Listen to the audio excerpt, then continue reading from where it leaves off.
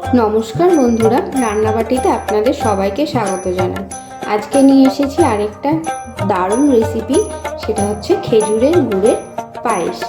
তার জন্য আমি এখানে 250 গ্রাম মতো দুধ নিয়েছি, আর এখানে 250 গ্রাম, আর এখানে নিয়েছি 250 গ্রাম মতো গুঁড়ো দুধ, আর লাগছে 500 গ্রাম মতো পাটালি, খেজুরের গুড়ের পাটালি, আর নিয়েছি আমি 250 গ্রাম চাল, 4টে তেজপাতা, আর নিয়েছি ছোট এক বাটি কিশমিশ।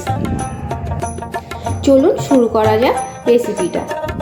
প্রথমে এখানে আমি অল্প একটু পরিমাণে ঘি দিয়ে দেব।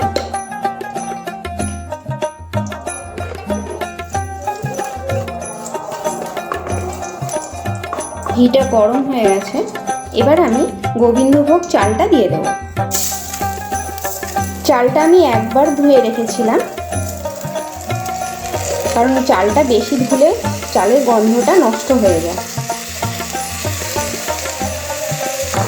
চালটা একটু ভেজে নেব দিয়ে।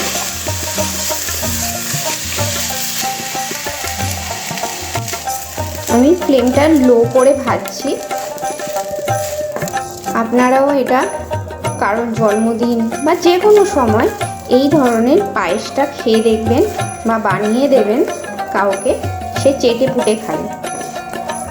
আসছে সামনে শীতকাল, এই শীতকালে খেজুরের গুড়ের পায়েস তো লাগবেই, তাই ভাবলাম আপনাদের সাথে এই রেসিপিটা শেয়ার করি। চালটা এখানে ভাজা হয়ে গেছে, এবার আমি এটা এক সাইডে রেখে দেব। এবার আমি দুধটা বসিয়ে দিয়েছি, এটা একটু ভালো করে ঘন করে নেব। দুধটা ফুটতে ফুটতে আমি যে আরেক জায়গায় দুধ রেখেছিলাম 250 গ্রাম মতো, সেইখানে আমুল দুধটা গুলে নিই। অল্প অল্প পরিমাণে গুঁড়ো দুধটা দেব এখানে।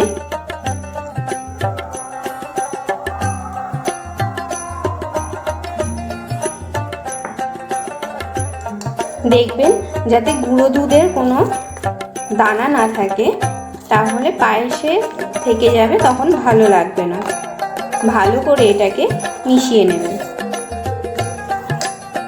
আর এই দুধের গুঁড়ো দিলে দারুণ টেস্ট হয় পায়েসে।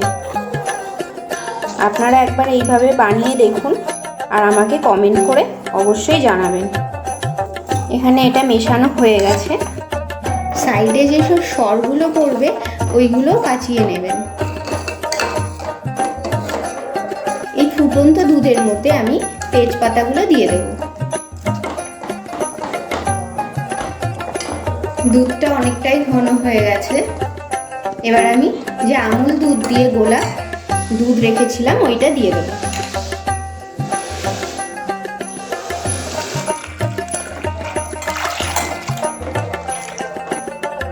এবার আমি যে চালটা ভেজে রেখেছিলাম সেটা দিয়ে দেব। চালটা দেওয়ার সাথে সাথে কিন্তু নেড়ে দেবেন। এবার এটা নাড়তেই থাকতে হবে। আমি গ্যাসের ফ্লেমটা মিডিয়াম রেখেছি। চালটা এখানে সেদ্ধ হয়ে এসেছে, এবার আমি এখানে একদম সামান্য একটুখানি লবণ দিয়ে দেব। এবার যে পাটালি গুড়টা রেখেছিলাম ওইটা আমি ভেঙে রেখেছি, ওইটা দিয়ে দেব।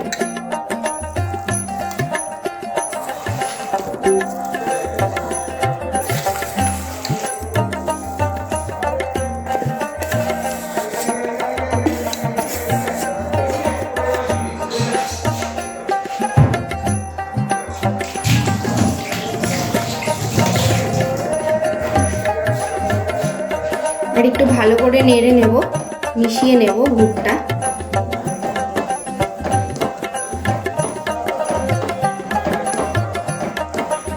গ্যাসের ফ্লেমটা লো করে দিয়েছি। এটা পুরোটা মেশানো হয়ে গেছে। মিষ্টিটা হলো কিনা আপনারা কি করে বুঝবেন? দেখবেন কালারটা ঠিক কফি কালারের মতো হবে, তাহলেই বুঝবেন যে হ্যাঁ মিষ্টি হয়েছে। বা আপনারা মুখে দিয়েও দেখতে পারেন, কারণ অনেক সময় তো মুখে দেওয়া যায় না। এবার আমি এখানে 1/4 ভাগ এলাচ গুঁড়ো দিয়ে দেব।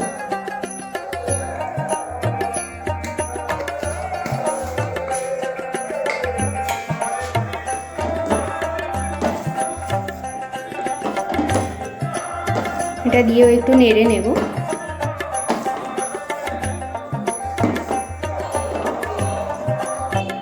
এবার আমি এখানে যে কিশমিশ রেখেছিলাম ওইটা দিয়ে দেব।